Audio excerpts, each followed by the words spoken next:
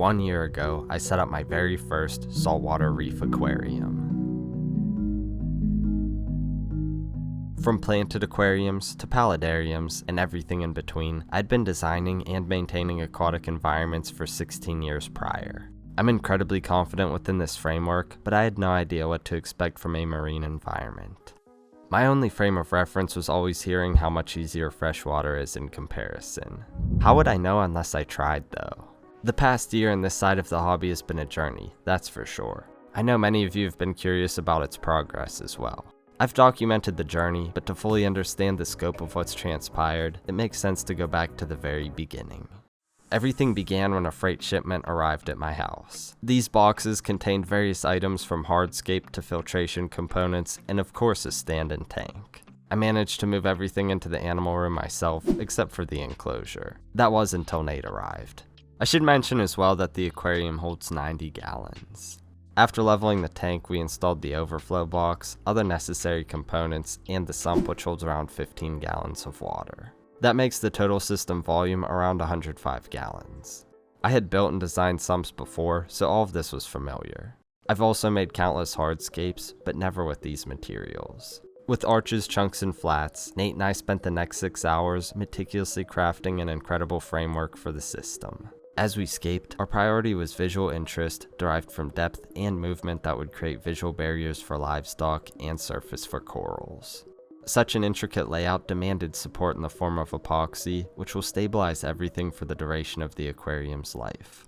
My friends from Fritz Aquatics, who sponsored the original build and this video, arrived at my house the following day. Sean brought the lighting, which he installed. He addressed the protein skimmer as well. At last, the aquarium was ready for saltwater, which Nate and I prepared the previous day. We combined water that ran through an RODI system with Fritz RPM. Seeing it with water was cool, but things got real when we arrived at an unassuming warehouse in Ohio, Tidal Gardens. I had seen corals before, but never like this. The diversity of types, colors, and sizes was incredibly inspiring. And as if that wasn't enough, I also hand-selected and bagged most of them myself.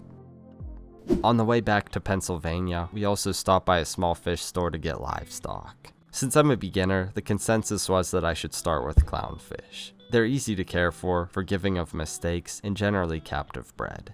Truthfully, I wanted normals, but decided on orange storms because of their personalities. Additionally, we picked up some reef-safe hermit crabs and snails. When we returned to the animal room, the acclimation process began. The corals and inverts floated in the aquarium, while the fish drip acclimated in a bucket below.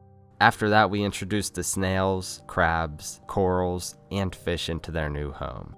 Since this was a new setup, I added TurboStart nitrifying bacteria to ensure it was safe for everything. Within a few days, I went from never keeping salt water to having a full-blown reef aquarium. It was surreal, and I was nervous because it was all new to me. However, the fish helped ease my stress. They became comfortable by the second day and were always there to greet me. A lot has happened since. A month after being established, a significant change occurred. Besides expected algae growth on the sand and hardscape, everything appeared to be doing well. However, what I did next is something I had planned from the very beginning that will have many up in arms. That, of course, was the addition of bubble tip anemones. Nate brought me 7 small ones to start. He nested most atop the rockwork, where I didn't intend to add corals. Over the following 2 weeks, they did well. This inspired me to get additional corals. I dipped them in Fritz bug out to remove any potential parasites. Then I placed them in locations I thought would be appropriate. After seeing how they reacted to the environment, I returned a little later and anchored them with epoxy. At 3 months, the side effects from a twofold problem surfaced. First were water parameters that didn't promote coral health. I had not yet tested or dosed for alkalinity, calcium, or magnesium.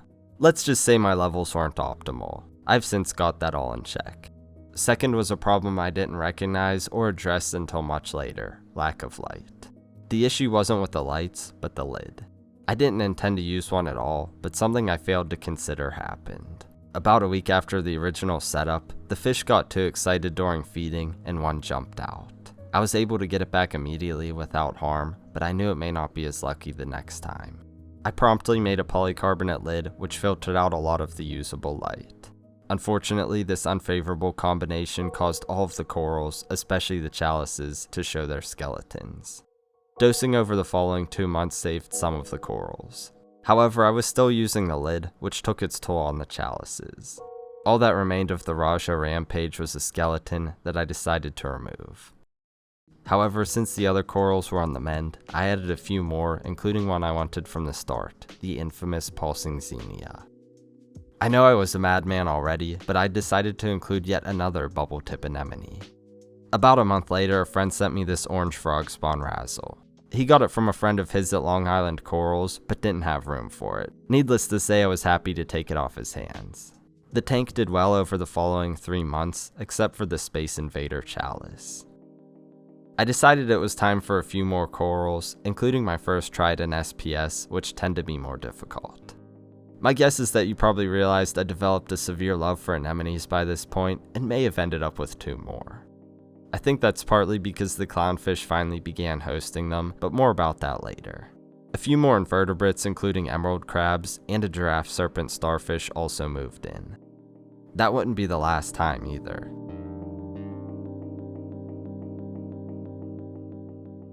I introduced an arrow crab and a few peppermint shrimp the following month. On the same day, I finally got a coral I'd been trying to get for months as well, blue mushrooms. Sean brought me a few right before the build at Butterfly Pavilion. An issue that took a while to become apparent was with this frog spawn. As you can see, a lot of its skeleton was still exposed from the issue I had before. However, it never truly grew back properly, and I think that's because of the anemones. Most likely they were stinging it, so I moved it to a more appropriate location nearby. Just shy of 11 months later, and I finally decided to get more fish. I wasn't about to add them directly to the tank though. I made a proper quarantine setup that I can use from here on out for this very purpose. It's comprised of a simple hardscape atop a layer of sand. Anyway, after getting the fish and drip acclimation, I released them into the tank.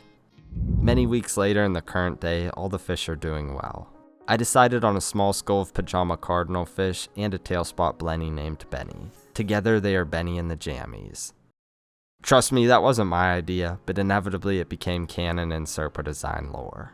They're healthy, personable, and eating well, so needless to say they're ready to go into the display tank. Let's see what they think and take a closer look.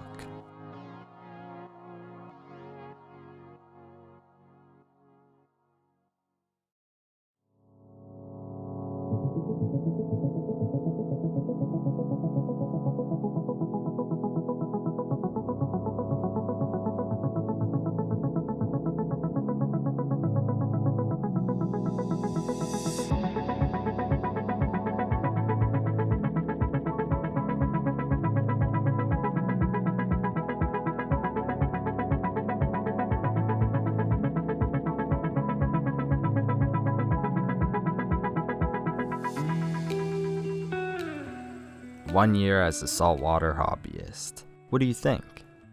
I know this aquarium is nightmare fuel to some, which I'll elaborate on shortly, but it's precisely what I wanted.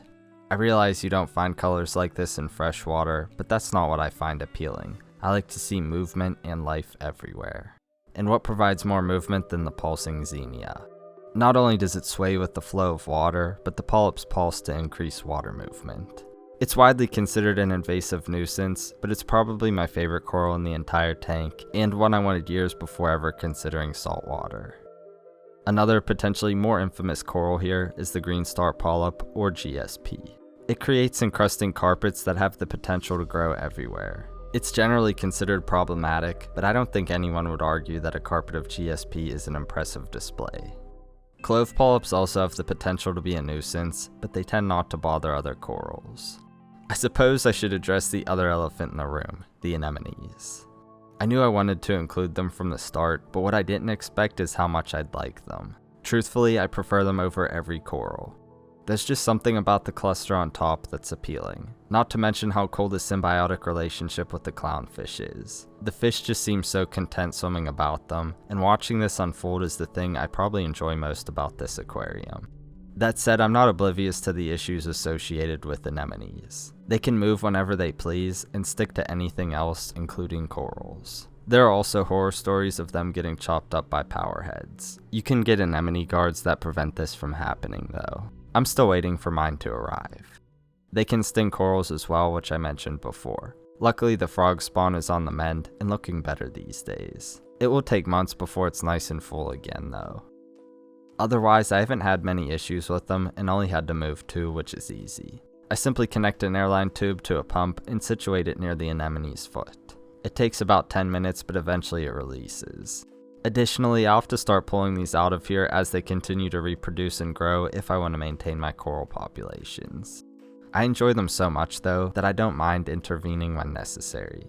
From what I've read, it probably worked out that I added them so early in the process as well. Apparently the best results are achieved when they're added before most of the corals.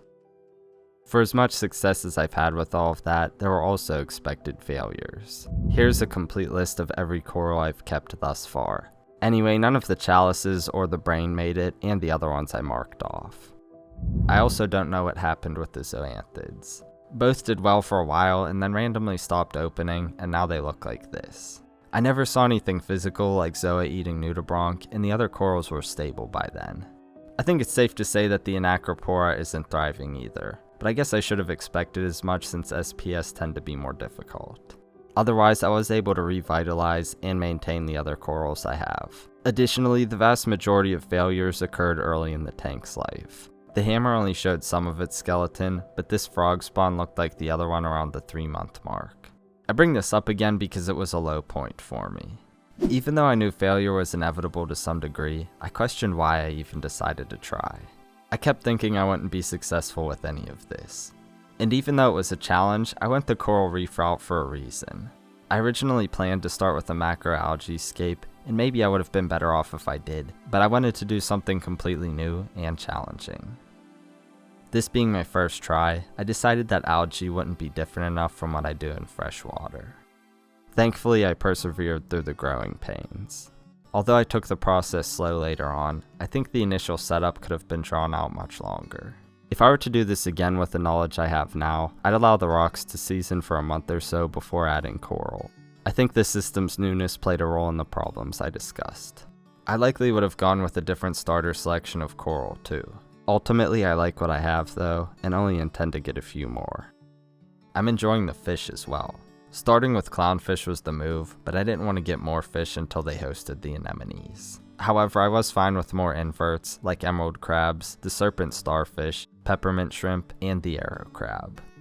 I rarely see the emerald crabs or shrimp, which I got to address a few Aptasia anemones. They took care of that in no time. The starfish was a great addition too. It primarily stays still until feeding time, where it scurries alongside hermit crabs to find whatever morsels it can. That is, unless I feed it directly, which it gladly accepts. However, my favorite invert is the arrow crab. It's constantly sifting through the tank to see what it can find, but I do my best to keep it well fed so it doesn't bother the hermit crabs or snails. Let's not forget about Benny and the jammies. Honestly, Benny may be my favorite fish in here. I love how calculated each move is, and just the general silliness of blennies. I also think the pajama cardinal fish were a good choice. Originally, I wanted a skull of green chromis, but the more research I did, the more I became uninterested. Of course, I'll get a few more fish long term, but I don't intend to stock this aquarium very heavily. I'm curious though, what else do you think I should put in here?